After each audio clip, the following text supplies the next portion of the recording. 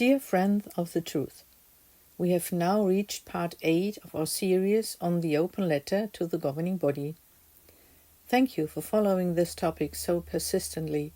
It shows that you really have a love for the true truth, or that you yourself are affected, or both. Let us know in the comments. The hunt for unvaccinated Jehovah's Witnesses began with a letter to the bodies of elders on 27th September 2021. Pause the video if you want to read the letter in full.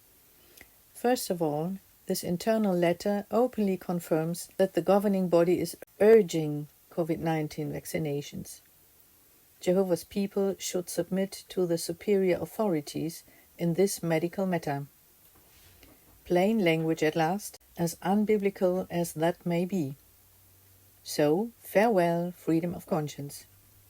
Secondly, the elders are, to put it bluntly, being given a muzzle. Anyone whose personal viewpoint differs from that of the secular authorities should immediately stop talking about it. Those who are in favor of gene therapy may of course continue to express themselves freely. This instruction is reinforced by the blatant threat: anyone who disobeys is said to cause divisions in the congregation and can be disassociated for doing so. This is a real perversion, a reversal of what is really taking place. With these instructions, the governing body creates party formation within the assemblies of God through their stubbornness. They create division themselves, instead of preventing it and connecting brethren with different viewpoints. James 3 verses 14 to 16 says, "But if you have party formation in your hearts, do not boast about your immunization doses, and do not distort the truth about biblical liberty of conscience. This is not the wisdom that comes from above, but it is earthly, animalistic, demonic. For where there is party formation, there is also disorder and all manner of evil." Thirdly, the elders are instigated to intermediate any critical exchange between brothers and sisters on the subject of vaccination, explicitly under the watchful eye of the circuit overseers. This forces elders into co-perpetration. This letter was a starting signal for an unprecedented persecution of unvaccinated brothers and sisters within the congregation by their own brothers and sisters in faith.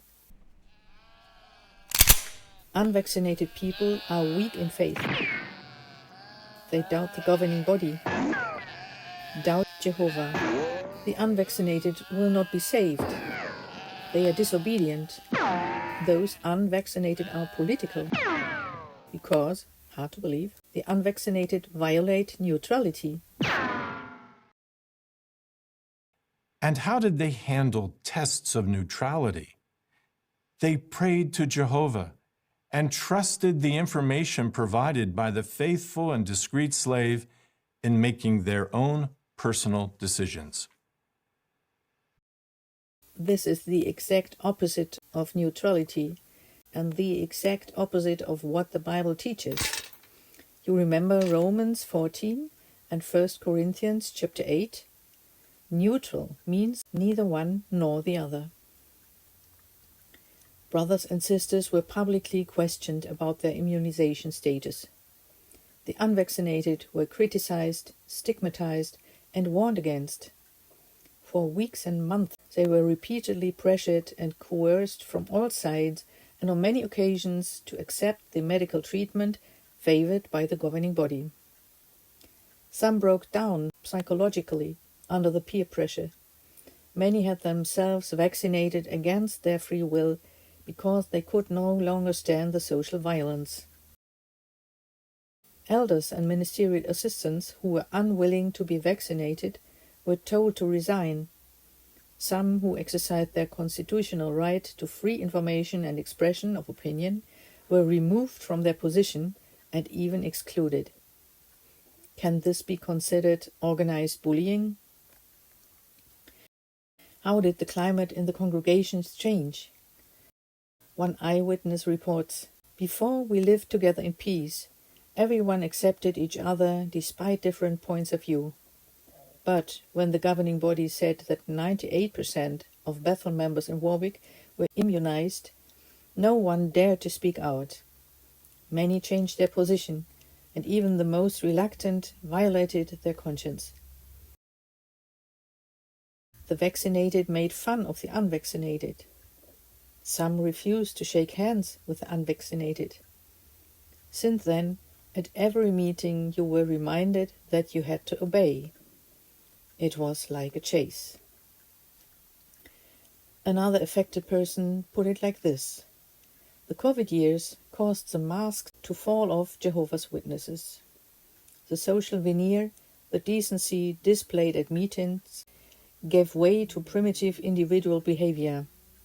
Some closed their doors to the unvaccinated, although they declare that they are ready to die for the neighbor.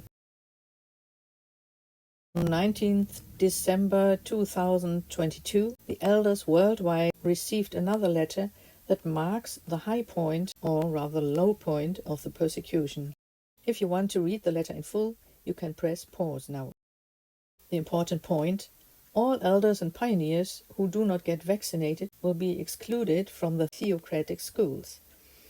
And unlike the weekly meetings, no online participation via Zoom is provided.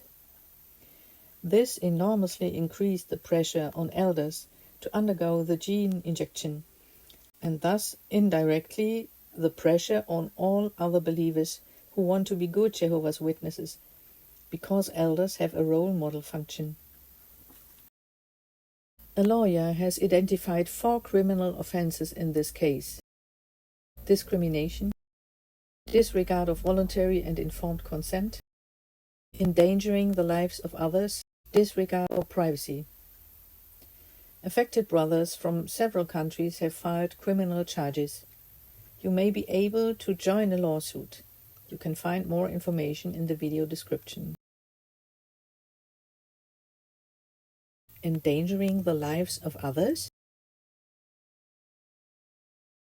We're saddened to report that as of Friday, January 21st, 26,813 of our brothers have now died from COVID-19.